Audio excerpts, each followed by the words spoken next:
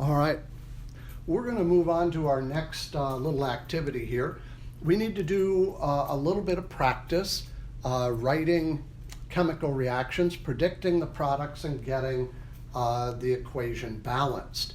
So going through these 5 steps, keep in mind that we first write the reactants.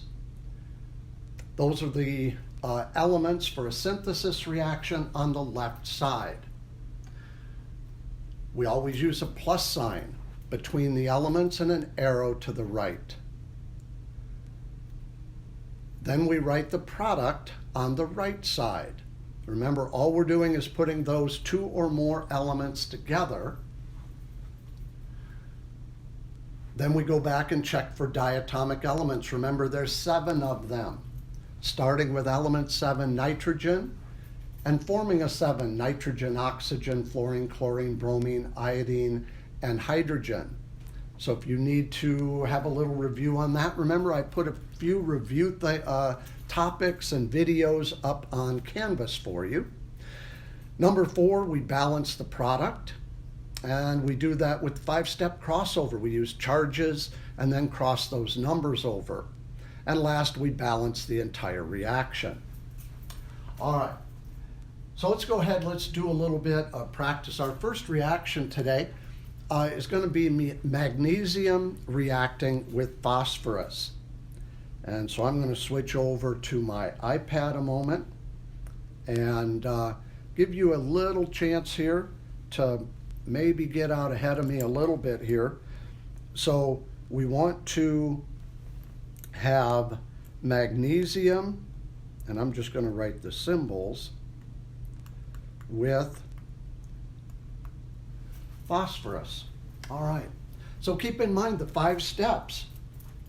So let's go ahead and do it. Remember, on that left side, it doesn't matter which one we write first, the magnesium or the phosphorus. Just to show that to you, I think I'll go ahead and do that. So I'm going to write the phosphorus first, and then the magnesium. If you wrote it the other way, that's perfectly okay. On that left side, it doesn't matter the order of the reactants. Then we're going to write the arrow. Make sure you're leaving enough space to write numbers in. Okay, that was step 1. Step 2, I'm going to write the product. In the product, it does matter which one comes first. The one furthest to the left in the periodic table, the metal should come first. In this case, that is magnesium, and then the phosphorus comes second. All right, so that's step 2. Notice no numbers yet. Step 3, go back and look for diatomic elements. In this case, phosphorus and magnesium are not diatomic, so I've done my check and I'm not adding any new numbers. The next step, balance the molecules.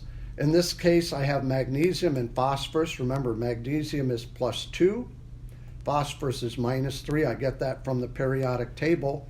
I'm going to switch those numbers, so it'll be magnesium 3 and phosphorus 2. And then I'll go ahead and I'll erase those charges up there because I don't need them anymore.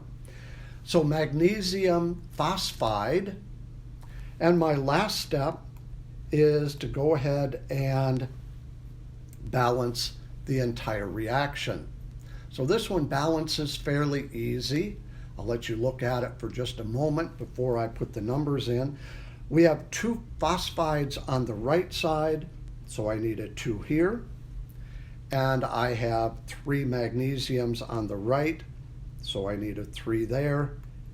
And remember, we do write the 1s, and that will become apparent in a little bit why we do that. All right, the next one that we're going to do, I think, is boron. So boron and fluorine. Boron and fluorine. So again, I'll give you just a moment to go ahead and get out ahead of me a little bit, to write those down. And you could be writing this in Seesaw, you could write it on a piece of paper, you could just write it in your notebook, wherever it makes sense to you. All right, so I'm going to start here, boron plus fluorine.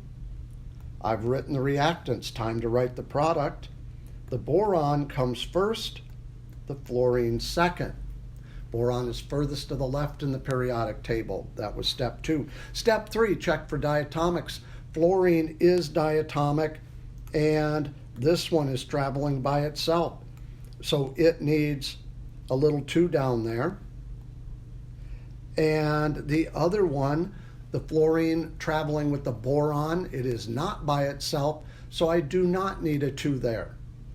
All right, now the next step, I'm going to go back and look at this molecule over here, this one, and see what numbers I need to balance that molecule. So in this case, boron is +3, fluorine -1, so when I cross over the numbers, it's going to look just about like that.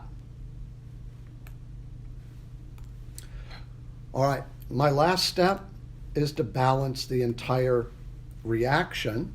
And in this case, it's a little harder. I have 3 fluorines on the right and 2 on the left. So I'm trying to think what number could I put in there that would make the 2 of them equal. If I put a 2 over here, well, that's 4 fluorines on the left. That's not going to work. If I put 3 here, that would be 6 fluorines. Oh, that will work because I could put a 2 on this side. And because it's 2 times 3, that's 6. But 2 times 2 for the boron, I've got to have a 2 on this side as well. And now it balances 2, 3, and 2. So I hope that helped on working through a few examples.